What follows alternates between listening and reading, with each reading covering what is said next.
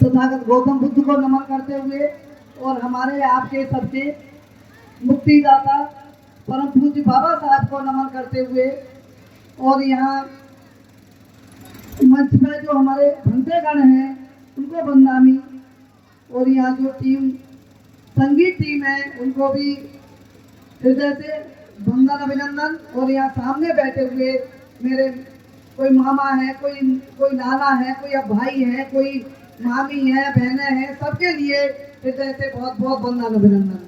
और पूरी टीम के लिए जो इस कार्यक्रम भीम वंदना और बुद्ध कथा की जो टीम है, पूरी आयोजक टीम है, सबके लिए बहुत बहुत हार्दिक बधाई। इससे पहले भी मैं आई थी एक बार, लेकिन आज देख के बहुत अच्छा लग रहा है। आज वास्तव में लग रहा है कि जो नाना जी ने उस समय जब ये प्रतिमा स्थापित कराई थी तो वास्तव में हम सब लोग उस राह पे चल पड़े थे, भले ही देर से सही, धीरे धीरे। क्योंकि इससे पहले जब आई थी तो यहाँ ढोला हो रहा था, बाबा साहब के जन्मदिन पर ढोला हो रहा था, मंडली हो रही थी ना। तो हम देखिए भाई साहब ने सोचे रामू पहुंची जब, बल्कि आज अरविंद सुबह से फरौली आया हुआ था, मेरा आने का बिल्कुल नहीं बता था। अरविंद ने हिम्मत दिलाई कि मम्मी चलो, मैं चलूंगा गाड़ी लेके। भाई साहब को फोन करा, भाई साहब बहुत योग्य है, ये तो घंटों बोल सकते हैं। मैंने फोन करा, भाई साहब मैं ऐसे वहाँ जा रही हूँ, आप चलेंगे? तुरंत तैयार हो गए, बोले ठीक है मैं चल रहा हूँ। तो भाई साहब तो इतने गाँव में अलग अलग जगा रहे हैं, वहाँ कल कम से 20-25 गाँव में हम लोग जो जाएंगे कल बाबा साहब की जयंती पे, अलग अलग जगह से बुलावा आ रहे हैं कि यहाँ आओ, वहाँ आओ, और सब जगह चाहे जाना है, चाहे थोड़ी थोड़ी देर के लिए। कितनी बढ़िया। देखिए हम सब आज जो कुछ भी हैं इस मसीहा की बदौलत है, वरना हमें कुछ पढ़ने लिखने ना देता था। बताओ किसी को इन्हें खुद स्कूल के बाहर बैठ के पढ़े थे, और अगर बाहर स्कूल के बैठ पढ़ के ज्ञान अगर ना प्राप्त करते तो क्या हमारी आपकी बेड़ी काट पाते? हमारे आपके लिए संविधान ले जाते? कि भाई साहब ने कितनी बड़ी बात कही कि अगर कोई बीमार पड़ जाए तो कोई डॉक्टर के जाते हो, भाई कहीं नहीं जाते। कोई हम मंदिर में जाते हैं, नहीं जाते। हम लड़ाई झगड़ा हो जाता मंदिर में नहीं जाते, तो भी भैया हम वकील के कचहरी में जाते। मतलब कोई भी परेशानी हमारी हो तो जहाँ हम हलवा पूरी खिलाते वहाँ बिल्कुल नहीं जाते। मुझे मैं जब छोटी थी तो मुझे याद, आज भी वो बात याद है नाना जी की, कि वो महान समय वहाँ नहाते। आज भी शायद कुछ लोग लड़कियां नहा लेती होंगी, हमें भी अंगूरी हमारी ये सब मौसी उसी थी, हम लोगों को भी शौक चढ़ा वहाँ नहाएंगे। नाना जी ने मना करी वहाँ मत नहाओ, वो 4 बजे उठ के 3 बजे उठ के नहाओगी, बीमार पड़ जाओगी। अब वो बालक नहा काम आना है, नहाने गए, 2-3 दिन आए, बुखार आ गया। अब नाना ने बड़ी बोले हमने तो पहले ही मना करी कि मत नहाओ, बीमार पड़ जाओगी, कोई इसमें ठीक ना करेगा। तो वो बातें उस समय नाना जी की बातें नहीं मानी, और नाना जी हमारे आपके बीच में नहीं है। और बाबा साहब को भी बहुत बाद में पढ़े, बुद्ध की बात भी बहुत बाद में पढ़ी।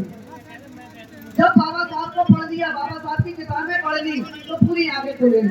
सारी सब चीज आज आप लोग मुझे देख रहे हैं, मैं तो आपकी बेटी हूँ, आपकी बच्ची हूँ, इसी धरती पर इसी मिट्टी में खेल के बड़ी हुई हूँ। तब वो सब बातें नहीं जानते थे, बहुत सारे काम मैंने भी पूजा पाठ सब कुछ करा, लेकिन जिस दिन से इस मसीहा को पढ़ लिया सब कुछ छोड़ दिया। और भाई साहब ने ठीक कही कि और जिन ने छोड़ा है उसका किसी का बुरा नहीं होता, भला होता है, बहुत कल्याण होता है। क्योंकि हमारा रुपया बहुत पैसा पूजा पाठ में खर्च होता है। बहुत सारी बातें हमारे श्रद्धेय रामलू भाई साहब ने आप लोगों के सबके बीच में कह दी है। बस मैं तो यहाँ आप लोगों से इतना कहना चाहूंगी कि हम अगर बाबा साहब की जयंती मनाते हैं तो कम से कम एक बुराई छोड़ने का, मेरे मामा नाना और भाई मेरे जो है, एक बुराई छोड़ने का संकल्प ले लो। तो बाबा साहब की जयंती आप मनाइए। पता लगी कि बाबा साहब की जयंती मनाना है साल में एक बार, और फगुआ की बात आई, फगुआ पी रहे हैं, और फिर एक ही दिन खूब जोड़े उठा करते हैं बाबा साहब को मिशन अधूरा है, हम सब मिलकर करेंगे पूरा। मतलब खूब सारा करते नहीं करते हैं, खूब नारे लगाते हैं, लेकिन दूसरे दिन 15 अप्रैल को ही सारी बातें भूल जाते हैं। 14 अप्रैल को एक दिन शोर मचा लेते हैं और अपने अंदर की बुराई दूर नहीं करते। अगर हमें वास्तव में सच्ची श्रद्धांजलि सच्चे मन से बाबा साहब की बात मानना है, बाबा साहब के लिए नहीं, अपने कल्याण के लिए। क्योंकि अगर कोई शराब छोड़ेगा तो उसका अपना शरीर का भला होगा, उसके अपने परिवार का भला होगा, उसकी इज्जत बढ़ेगी और किसी की नहीं बढ़ेगी। तो अपने लिए, दूसरों के लिए कुछ बुराई मत त्यागो, अपने लिए बुराई त्यागो। हमें बाबा साहब की बात मान के बुराई त्यागनी है और तभी हमारा आपका और कल्याण होगा। और शिक्षित बने, ज्ञान लें, बुद्धि लें, क्योंकि बिना पढ़े लिखे कुछ नहीं है। आज मैं भी अगर इस गांव में, अब तो हमारी छोटी छोटी बच्चियां बैठी हुई है, सबके लिए स्कूल मतलब सभी भी 5वीं तक का था। पास पहाड़पुर में भी, मैं भी पहाड़पुर में भाई साहब को बता रही कि मैंने 8वां पहाड़पुर से करा और कितनी दूर जाते थे। अगर उस समय मम्मी पापा की बात मान के न पढ़े होते तो आज मास्टर ना होती मैं, आज जूनियर हाई स्कूल में मास्टर ना होती और 2 लाख रुपया तनख्वाह ना ले रही होती। तो है तो ज्ञान की बदौलत, वरना महिलाओं को क्या, हमारे समाज के तो पुरुषों को भी पढ़ने का अधिकार नहीं था, महिलाओं को तो बहुत दूर की बात है। हमारे समाज के तो आदमी भी नहीं पढ़ सकते थे, औरतें क्या पढ़ती। तो हमें बाबा साहब को अगर सच्ची श्रद्धांजलि देनी है तो हमें पढ़ना पड़ेगा और बाबा साहब की बात मानना पड़ेगी और ज्यादा से ज्यादा बाबा साहब की किताबें लेके जरूर पढ़े, क्योंकि किताब जब हमारे घरों में होगी, हम बाबा साहब की बात पढ़ेंगे। तो जैसे मैंने अपने अंदर का डर निकाल दिया, भाई साहब ने पूरे निकाल दिया और आप यहाँ भी बहुत सारे जने निकाल चुके हैं, ऐसे ही। क्योंकि हम अंधविश्वासों में अगर जकड़े रहे तो हमारा कोई भला नहीं होगा। भला हमारा होगा, हम ज्ञान मिलेगा, हम पढ़ेंगे, अपने बच्चों को पढ़ाएंगे, जो हमारा पैसा नशाखोरी में, नशा पचाने जाता है वो बचाएंगे, तभी कल्याण होगा। वरना कितने नुकसान हो जाते हैं। समय से पहले महिलाएं विधवा हो जाती हैं, तमाम चले जाते हैं शराबों के नशे में। पिछले कार्यक्रम में जब मैं आई थी तो मुझे बहुत बुरा लगा था कि एक तो ढोला हो रहा था और ढोले में भी कुछ मेरे मामा और कुछ भाई बहुए के आदि थे उस समय। तो मैंने कहा फिर बाबा साहब की जयंती में मेरे आने का ही क्या मतलब। और आज जब योगेश ने कई दिन से कह रखा था और आज जब मैंने कहा नहीं, आज तो जरूरी जाना है। जब ये पता भीम वंदना की, भीम कथा की पता चला तो मैंने कहा नहीं, अब चिंगारी देर से ही सही, जंगल में चिंगारी लग गई है और जब जंगल में चिंगारी लगी है तो जरूर भला होगा, जरूर बदलाव होगा। तो इस बदलाव के लिए आपकी बेटी आपके बीच में आई, जैसा कुछ सीखा बाबा साहब की बदौलत आज बोलना सीखा। देखिए स्कूलों में आप दीवारों पे लिखवा दो, जो जो शिक्षा का, शिक्षा रूपी दूध पिएगा, जो शिक्षा की शिक्षा भय शेरनी का दूध है। बाबा साहब भीमराव अम्बेडकर ने कहा कि शिक्षा भय शेरनी का दूध है, जो इसे पिएगा वही दहाड़ेगा। स्कूलों की दीवारों पे लिखवा दो, घर की दीवारों पे लिखवा दो कि शिक्षा भय शेरनी का दूध है। क्योंकि जब हम शिक्षा को लेंगे तो हम शेर की तरह दहाड़ेंगे, किसी से दबेंगे नहीं, किसी से झुकेंगे नहीं। और हमारे जब अच्छे अच्छे पदों पे जब जाएंगे तो बहुत अच्छा लगता है कि हमारे इस गांव के कोई IAS बने, कोई PTS बने, मास्टर तो चलो बन गए, मैं भी मास्टर बन गई, हमारे सुरेंद्र भी मास्टर, और भी कई मतलब छोटी छोटी नौकरियों में हम लोग, बड़ी नौकरियां हम लोग लें, तब कुछ अपना कल्याण हो सकता है। बच्चे पढ़े, या इतने सारे बच्चे बैठे हुए हैं, तो बच्चों पढ़ने जाते हो क्यों? तो बच्चे पढ़ने जाते हो, बहुत मेहनत करो पढ़ के, तो तुम भी मेरी तरह मास्टर हो जाओगी। हो सकता है तुम डॉक्टर हो सकता है तुम कलेक्टर हो जाओ। अब तो कितनी लड़कियां कलेक्टर बनती है और हवाई जहाज देखा चला उड़ते हुए ऊपर, लड़कियां हवाई जहाज चलाती हैं, पता है तुम्हें? नहीं पता है। लड़कियां रेल भी चलाती हैं। अब तो कार तो बहुत ऐसी चीज रह गई, पर ये बात अलग है कि मैं अभी कार चलाना न सीख पाई, वो अलग बात है। तो सब कुछ पढ़ाई से, ज्ञान से ही है, ज्ञान लेंगे तो सब कुछ मिलेगा। और एक बात और, जो बाबा साहब ने हमें 22 प्रतिज्ञाएं, जब 14 अक्टूबर 1956 को जब बुद्ध धर्म ग्रहण किया था, बुद्ध की शरण में गए थे, तो जो 22 प्रतिज्ञाएं ली थी वो जरूर याद करें। कि सबसे पहले बाबा साहब ने जो कहा था कि मैं ब्रह्मा विष्णु महेश को कभी ना ईश्वर मानूंगा और ना ही कभी इस बात पर विश्वास करूंगा कि वो ईश्वर है। और बाबा साहब ने ये भी प्रतिज्ञा दिलाई कि मैं कभी शराब नहीं पीऊंगा, नशा पता नहीं करूंगा।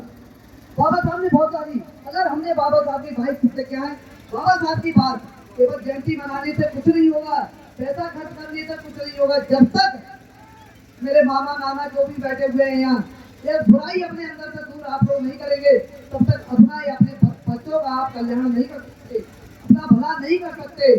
भला जब ही होगा जब हमारे अंदर नशाखोरी नहीं होगी। बहुत अच्छी शुरुआत हुई है। पूरे आयोजक मंडल के लिए बहुत बहुत बधाई, बहुत बहुत साधुवाद कि ये बुद्ध कथा भीम कथा की शुरुआत जो यहाँ हुई है, भले धीरे धीरे समझ में आएगी, एक दिन बहुत बड़ा बदलाव होगा और सब लोग जो बाबा साहब का सपना था कि बुद्ध में भारत का, तो हम लोग भी हम बुद्ध हो नहीं रहे हैं, हम तो पहले से ही बहुत थे।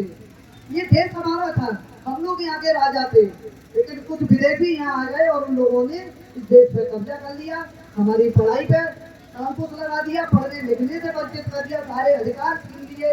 तो ज्ञानी हम लोग कहाँ से रह जाते। लेकिन आज कोई समस्या नहीं है। आज तो जो जितना पढ़ना चाहे पढ़े, जो जितना आगे बढ़ना चाहे बढ़े। कोई पढ़ने आज किसी को कोई स्कूल के बाहर बैठने को नहीं कर सकता। आज तो बच्चे ज्यादातर स्कूलों में बेंच भी हैं। एक समय वो था कि अपने घर से डांट पट्टी ले जानी पड़ती थी। जो मेरे साथ के पढ़े हुए मेरे उम्र के जो लोग हैं या मुझसे बड़े छोटे जो भी हैं सब जानते हैं कि हम लोग पट्टी लेके जाते थे घर से तब पढ़ने के लिए। तो हम लोग बाबा साहब की बात को जयंती मनाने से ही न छोड़ दें, बाबा साहब की बात को माने, भाई प्रतिज्ञाओं को भी याद करें और अंधविश्वास को छोड़ने की कोशिश करें। कोशिश करेंगे तो आपका देखिए मैंने बहुत सारी बातें छोड़ दी, दिवाली मनानी छोड़ दी, होली मनानी छोड़ दी, रक्षाबंधन मैं नहीं करती। मैं रक्षाबंधन पर मैं मना के राखी बांधने में नहीं आती जब से बाबा साहब को पढ़ा है, क्योंकि हमें भाई को हम भाई की उम्र ऐसे नहीं बढ़ा सकते। अगर अच्छा उसको मतलब मैंने राखी बांधी भाई की उम्र बढ़ जाएगी, नहीं। भाई अपना ऐप तो त्याग है, ऐप त्याग है, उम्र अपने आप बढ़ जाएगी, ऐप त्याग नहीं जाएगी। एक आध बार मैंने कही, जैसे मैंने बाबा साहब की बात, बाबा साहब को पढ़कर रक्षाबंधन और ये दिवाली होली करवा दो सब भी छोड़ दी, लेकिन फिर भी मैंने कही कि राखी बांधने को मैंने कहा मैं बिल्कुल आ जाऊंगी, राखी बांधने में आ जाऊंगी, तक बाबा साहब की बात को भी मैं अलग कर दूंगी, लेकिन तुम तो सही हो जाओ, तुम सही हो जाओ, हम तो अपनी सब बाबा साहब की बात को भी एक बात को अलग कर देंगे। कुछ बातें चलो मान लेंगे, लेकिन कुछ हमारी बात नहीं मानो, तब हम कर सकते हैं। वैसे कोई बात नहीं, कभी आएंगे कभी जाएंगे। तो आप सब और यहाँ हमारे बहुत ही ज्ञानी हमारे जो बैठे हुए हैं गायक मंडल है, ये आपको बहुत अच्छे संगीत के रूप में बाबा साहब की जीवनी, बाबा बुद्ध की जीवनी, क्योंकि बुद्ध ने भाई साहब ने राममूर्ति ने बताई, आपको बता दी, और भी सबने पहले भी जानकारी दी होगी कि बुद्ध तो एक राजा के लड़के थे, और राजा के लड़के थे बिल्कुल। और ये छोड़ के घर गए कि मैं तो भगवान की खोज करूंगा। अगर भगवान कहीं है नहीं मिले तो हम लोग अपने विद्वानों की बात नहीं मानते, इसीलिए हमने दुख भुगता है, इसीलिए हम गरीब रह गए, इसीलिए हम पढ़ाई से वंचित रह गए। लेकिन आज कोई वजह नहीं है कि हम पढ़ाई से वंचित रहे हैं। आज पढ़ाई भी आगे करें, अपने बच्चों को पढ़ाएं। एक बाबा साहब ने कहा था कि एक रोटी कम खाएं, लेकिन बच्चे को जरूर पढ़ाएं। बच्चे पढ़ेंगे तभी आगे बढ़ेंगे, तभी नौकरियां लगेंगी बच्चों को। बिना पढ़े लिखे कोई चमत्कार नहीं होगा, कोई संजीवनी या कोई बाबा साहब हमें हमारा अधिकार दिलाने नहीं आएंगे। आपको अपने अधिकार अब खुद लेने पड़ेंगे। खुद बाबा साहब ने उस समय मेहनत कर दी, संविधान बना दिया अपने 4 बच्चे खो के। ये चीजें कल भी जब सब लोग आए होंगे कल भी बताई गई होंगी। और अभी आप जो गायक मंडल बैठे हुए हैं, इनको आपको सुनना है, सबकी इच्छा होगी। बस एक बात ये आपसे पुनः विनती करते हुए कि बाबा साहब की छोटी छोटी किताबें लाएं, घरों में रखे, पढ़ें, तो बहुत सारी बातें किसी को समझाने की जरूरत नहीं पड़ेगी। ये आदत आप छोड़ दो, वो आदत आप छोड़ दो, कुछ कहने की जरूरत नहीं पड़ेगी। बाबा साहब को पढ़ेंगे, सारे अंधविश्वास कहते हैं ना कि पूरे सब दरवाजे खुल गए, सारे बंद दरवाजे खुल गए। तो बाबा साहब ने इतना कुछ लिख के गए हैं, इतना संविधान तो दिया ही है, बढ़िया संविधान। उसके साथ साथ ऐसी किताबें लिख के गए हैं कि उनमें सब कुछ लिखा हुआ है आपका कैसे कल्याण होगा। आप इधर जाओगे तो आपको भला होगा, इधर जाओगे तो आपका बुरा होगा, सब कुछ बात है पढ़ने की। और कार्यक्रम की शुरुआत से पहले यहाँ पंचशील त्रिकरण भी दिया गया होगा, अर्थ भी उसका बताया गया होगा।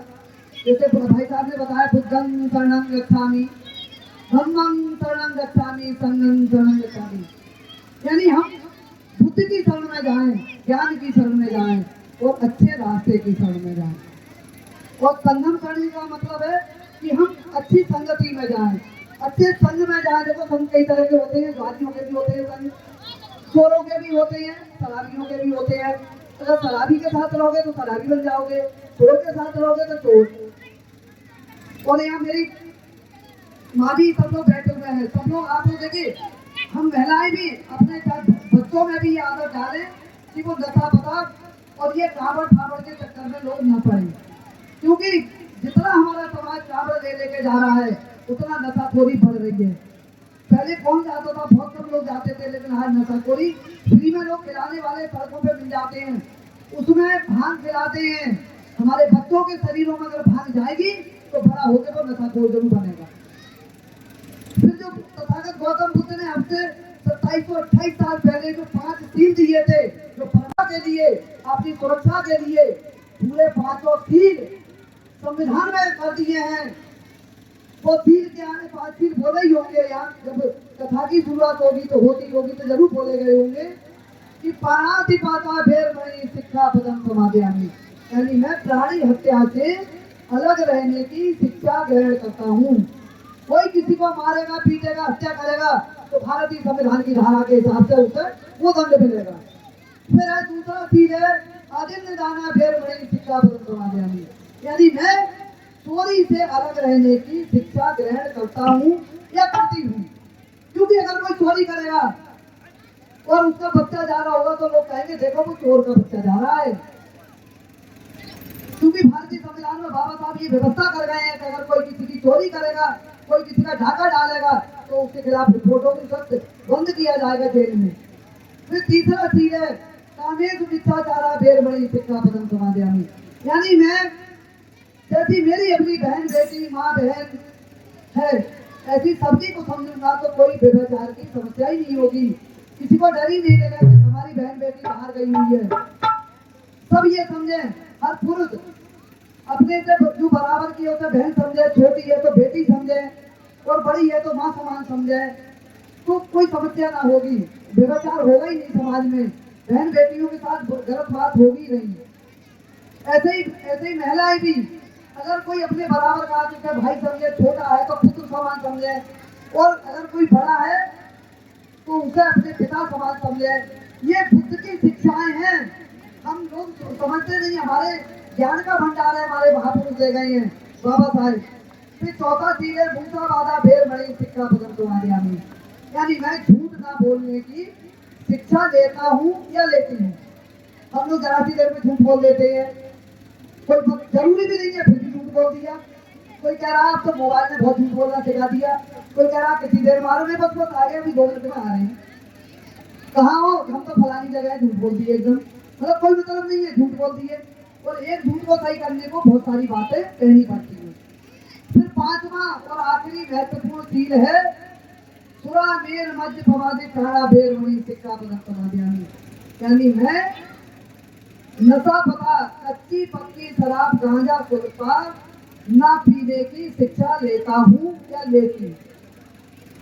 फिर लेडीजों में तो ये समस्या नहीं है, पहले कुछ बड़ी बूढ़ी, अब तो बड़ी बूढ़ी उस समय की रही भी ना है, पहले जरूर कुछ महिलाएं बीड़ी पी लेती थी, लेकिन अब का जो इस समय की महिलाएं हैं वो कोई बीड़ी नहीं पीती। तो नशा पता महिलाएं तो करती नहीं है, महिलाएं तो पूरे सील का पालन करती हैं, बुद्ध के बताए मार्ग का पालन करते, लेकिन पुरुष नहीं करते, इसीलिए असमय मृत्यु भी हो जाती है। जरा सी उम्र में बहुत बड़े लगने लगते हैं, बहुत जल्दी उन्हें बीमारियां घेर लेती हैं, तो अपने किसी छोटे छोटे बच्चों को छोड़ के उनकी असमय मृत्यु हो जाती है, पूरा घर उनका बर्बाद हो जाता है, परेशान हो जाते हैं। तो हमें जिस धर्म से बाबा साहब ने जोड़ा था, बुद्ध धर्म से, बुद्ध धर्म की शरण में जोड़ा था। बाबा साहब जानते थे कि आज संविधान लिख गया है, सन 15 अगस्त सन 1950 को भारतीय संविधान लागू हो गया। कोई किसी की चीज की जरूरत नहीं थी, ना मंदिर की, ना मस्जिद की, ना किसी चीज की, लेकिन बाबा साहब जानते थे, बहुत ज्ञानी थे, बहुत ही योग्य थे। सिंबल ऑफ नॉलेज अमेरिका ने इसीलिए बाबा साहब को दिया कि अगर मैं, क्योंकि इंसान की प्रवृत्ति होती है कि वो कहीं ना कहीं माथा झुकाना जरूर चाहता है, कहीं ना कहीं अपना सिर देखना चाहता है, कहीं ना कहीं बैठना चाहता है धर्म के नाम पे। तो बाबा साहब ने सोच समझ के बहुत सारे धर्म को पढ़ा। उन्होंने इस्लाम धर्म भी पढ़ा, सिख धर्म भी पढ़ा, मुस्लिम और ईसाई धर्म भी पढ़ा। लोगों ने अपनी तरफ कहा, लेकिन और हिंदू धर्म से तो बाबा साहब परेशान थे ही। हमारे रामू भाई का बता तुम्हें आपको कि बाबा साहब ने 1932 में जो घोषणा दी कि मैं हिंदू धर्म में पैदा हुआ, मेरे बस की बात नहीं थी, क्योंकि बच्चे का पता नहीं कि घर में जन्म ले, और लेकिन मरूंगा नहीं इस धर्म में, इस बुरे धर्म में जहाँ कुत्ता बिल्ली पानी पी सकते हैं, तालाब से इंसान नहीं पी सकता। इंसान को छूने से इंसान अपवित्र हो जाता है, गंदा हो जाता है। ऐसे धर्म को मैं मानूंगा नहीं। तो बाबा साहब ने बुद्ध धर्म आपको दे के गए, उसकी शरण दे के गए। अगर आप लोग इनको सबसे ज्यादा ज्ञानी मानते हैं तो इनकी बात मान के हम लोग सब छोड़े, धर्म पाखंड छोड़े, पूजा इसमें कुछ नहीं रखा है। नहीं तो जब छोड़ेंगे तभी आपको पता लगेगा कि आपने, क्योंकि देखिए चाहे वो भैया दो तक कोई हो, लड़ाई जाती है, लड़के अपने आदमी से चली जाती है। मैं तो जाऊंगी भैया के, भैया दो जरूर जाऊंगी, या रक्षाबंधन जरूर जाऊंगी, कहती है ना कहती है, बोलो लड़ाई हो जाती है नहीं हो जाती है? बताओ, आप सब लोग बताओ, ये सब नहीं बताएं तो ऐसे काम से क्या फायदा? वो कितनी भीड़ होती है, बच्चे को लटका के जाते हैं, परेशानी।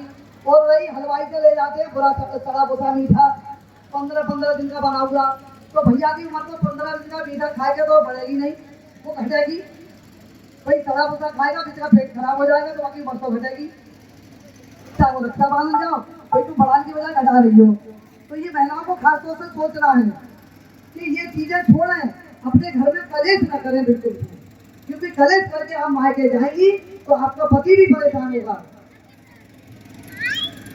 और आपके घर में सुख शांति नहीं आएगी। अब महिलाओं की जिम्मेदारी है अपने घर को सही रखने की, अपने बच्चों को सही संस्कार देने की। तो काफी समय मैंने ले लिया, और कल भी बाबा साहब की जयंती है, बसिया की जयंती है। इन्हीं की बदौलत है कि हमें पढ़ने का मौका मिला, स्कूल में गए, आज बोल रहे थे, दहाड़ रहे थे इन्हीं की तरह। कितनी जगह कल कम से कम 20-25 जगह जाना है। बाबा साहब की जयंती चनौती में भी बहुत बड़े रूप में मनाई जाती है। तो कल हम चनौती ना रहकर थोड़ी बहुत एक चनौती रुकेंगे, बाकी गाँव में ही जाएंगे। गाँव में क्योंकि जयंती जगह जगह मनाई जा रही है बाबा साहब की, तो उनमें जाना बहुत जरूरी है। शहर में तो बहुत लोग हैं जो जयंती मना लेते हैं, तो इसीलिए मैं आज यहाँ आ रही हूँ। कल चनौती में के आसपास जाना है। बाबा साहब का कर्ज है, इनका कर्ज उठाने की जब तक जीवन है, जब तक सांस है, तब तक बाबा साहब का कोई भी मिशन का काम है, कुछ भी है, उसे करने को हर समय तैयार रहूंगी। और आप सबसे पुनः कहते हुए, पुनः इस बात की अपील करते हुए कि अपनी बाबा साहब की जयंती पर कम से कम अपनी एक बुराई खत्म करने का संकल्प ले लें, व्रत ले लें। हम लोग कहते हैं हम व्रत रखते हैं, तो व्रत एक बुराई रखने का व्रत ले लें। इस जयंती पे आज हम 132वीं जयंती पे हम ये वाली बुराई छोड़ रहे हैं। अगली को और कोई बुराई छोड़ दीजिए, अगली जयंती को और कोई बुराई छोड़ दीजिए, फिर देखिए आप बिल्कुल शुद्ध हो जाएंगे, फिर आप बिल्कुल शुद्ध हो जाएंगे। तो बहुत सारी बातें हो गई, और बाबा साहब को पढ़ें, बच्चों को पढ़ाएं, बाबा साहब का लिखा हुआ इतिहास पढ़ाएं। और प्रधान जी और यहाँ सबके लिए, अपनी सबके मेरे मामा भाई मामी नानी जो बैठे, सब लोग बैठे हुए हैं, सबके लिए बहुत ही आदर से हृदय से पुनः आप सबका हृदय वंदन करते हुए, और मैं अपनी बात को यही समाप्त करती हूँ। जय भीम, नमो बुद्धाय।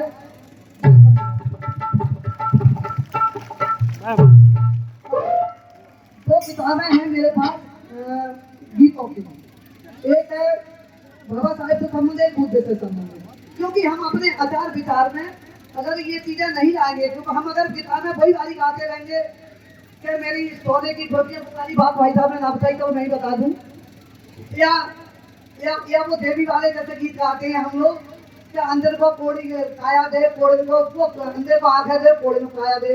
बताओ मेरी माई बहुत मर मर की बैठी हुई है, बताओ एक अंदर को आंखें दे दी बिना ऑपरेशन के मिली, ऑपरेशन के किसी को आंखें मिली? अगर खुजली हो जाए तो बिना डॉक्टर से दवाई ले खुजली मिल जाती, तो कहाँ से काया अच्छी मिल गई? तो ये मैं बिल्कुल आपको जल्दी मैं मुझे ध्यान नहीं, आप कुछ किताब में रख लेगा, मैं किताब में अगली बार जब आऊंगी तब भले सारी का कोई जरूरी नहीं है किताब में।